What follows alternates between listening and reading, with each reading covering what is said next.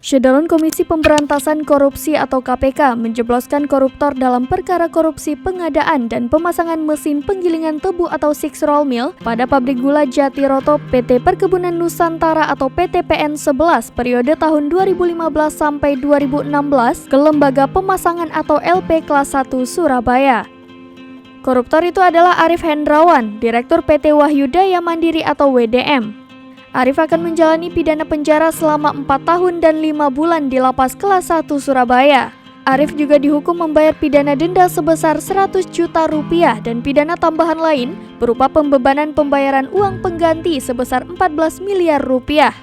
Selain itu, Arif juga aktif dalam proses penyusunan spesifikasi teknis harga barang yang dijadikan sebagai acuan awal dalam penentuan harga perkiraan sendiri atau HPS senilai 78 miliar rupiah, termasuk data-data kelengkapan untuk lelang pengadaan satu lot 6 roll mill di PJ Jatiroto.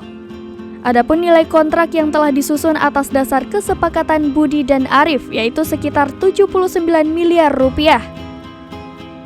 Saat proses lelang dilakukan, diduga terdapat beberapa persyaratan yang telah diatur untuk memenangkan PT WDM.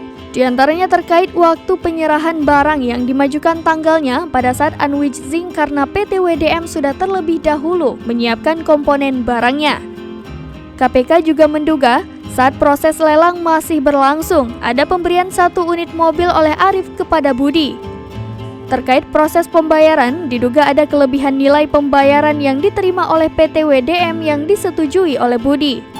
KPK menduga kerugian negara yang ditimbulkan dalam proyek pengadaan tersebut sejumlah sekitar 15 miliar rupiah dari nilai kontrak 79 miliar rupiah.